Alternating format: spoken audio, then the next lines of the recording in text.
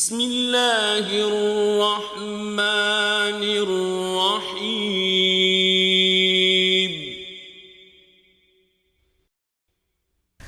إذا الشمس كورت وإذا النجوم انكدرت وإذا الجبال سيرت وإذا العشار عطلت وإذا الوحوش حشرت وإذا البحار سجرت وإذا النفوس زوجت وإذا الموءودة سئلت بأي ذنب قتلت وإذا الصحف نشرت وإذا السماء كشطت وإذا الجحيم سعرت وإذا الجنة أزلفت علمت نفس ما أحضرت.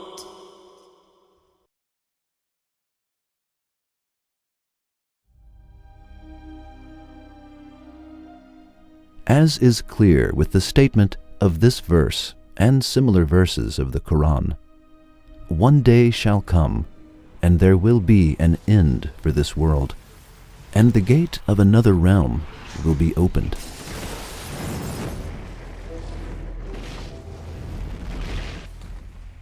This is as definite as the existence of the universe that we see. In this work named Belief in the Hereafter, the gathering, which means resurrection after death, and coming together in the gathering place, and which is one of the pillars of faith, is proven with the certainty of 2 + 2 equaling 4. The truths mentioned in this work are so powerful that they convince even the most stubborn disbeliever.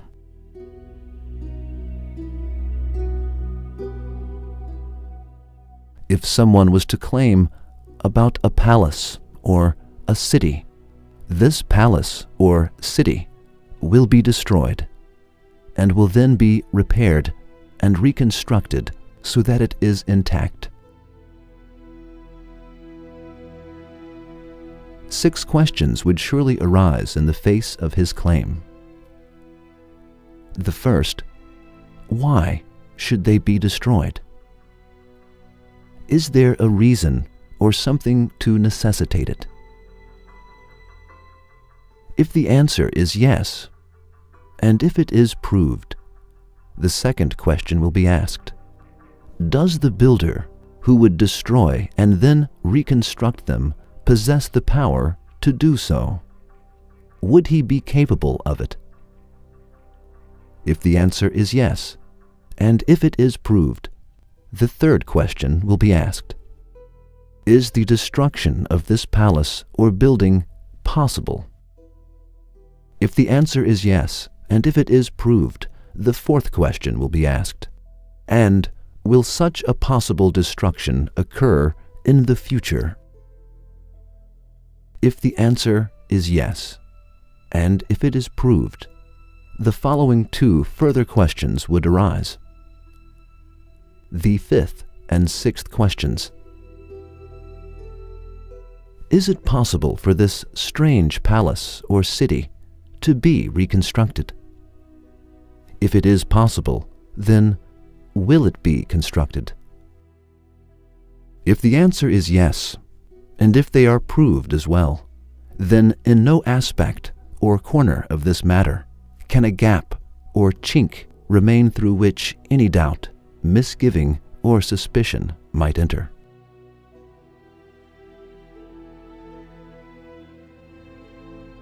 Just like that simile, if it is proved that there are reasons for the destruction and reconstruction of this palace of the world and the city of the universe, that its doer and master is able to do it,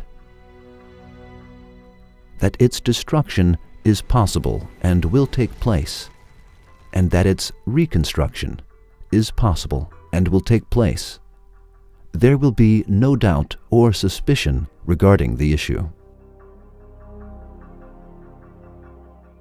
In this work, each one of those 6 aspects will be proved with the certainty of 2 + 2 equaling 4, and the existence of the hereafter will be shown definitely, like the sun. In order to properly benefit from our work, first of all, you need to know the path and method that we followed. In this work, Belief in the Hereafter, we followed a method like this. We examined the proofs under main headings and items. Each heading is separate and enough to prove the existence of the hereafter.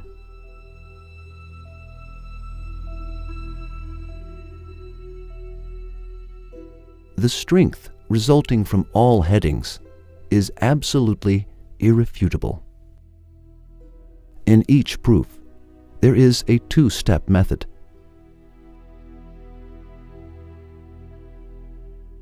Step 1. In this step, the actions and manifestations in the universe are mentioned, and then we pass from action to doer, from name to its owner, and from attributes to their owner.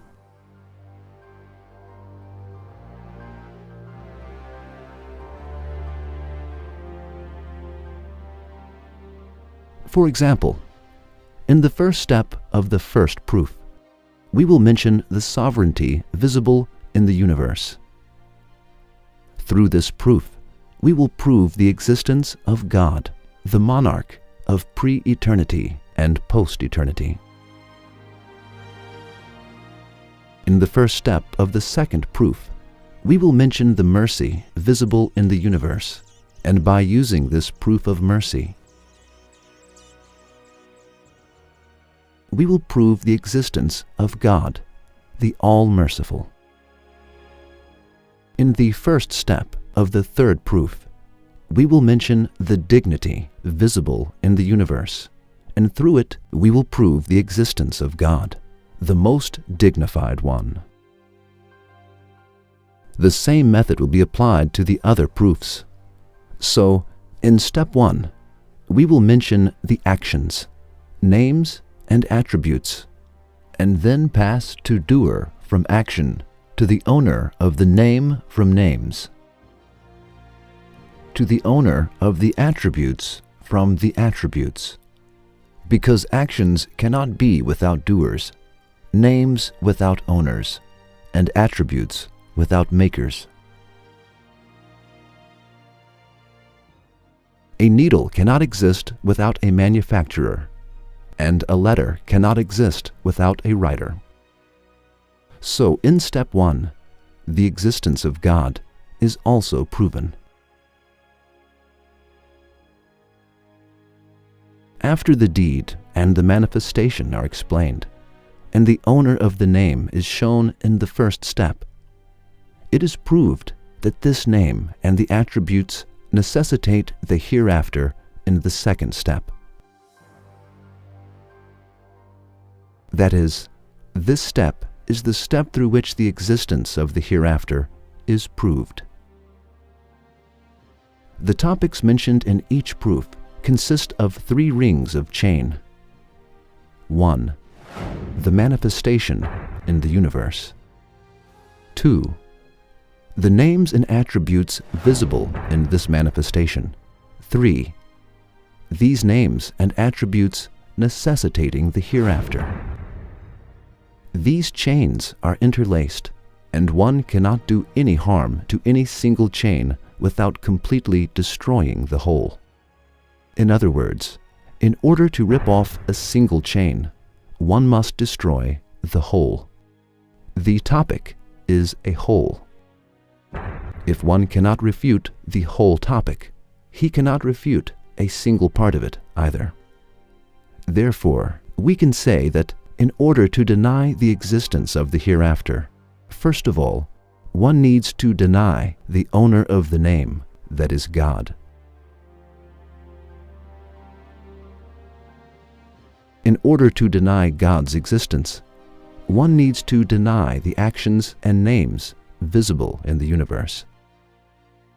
In order to deny the actions and the names visible in the universe, one needs to deny the universe as a whole, which is not possible. In other words, if one cannot deny the universe, he or she cannot deny the visible actions either. If he or she cannot deny the actions, he or she cannot deny the doer either. The one who cannot deny the doer cannot deny the name belonging to the doer, necessitating the hereafter apparent in the actions either. In short, in every heading, such a way is followed that in order to deny the hereafter, one will have to deny the universe and abdicate the reason. In this work, the existence of the hereafter will be proven in the most clear fashion. While the work Belief in the Hereafter was being prepared, Badiüzzaman Said Nursai's booklet Resurrection and the Hereafter was used as a source, which is also known as the 10th word. All of the truths explained in our work have been taken from Badiüzzaman Said Nursai's mentioned work. With this work, we aim to bring our faith from the level of imitation to the level of investigation regarding the belief in the hereafter. To eliminate the doubts of those people who are unsure about the hereafter. To be a means for unbelievers to enter belief. To be a guide for those who may have to be engaged in a discussion with unbelievers.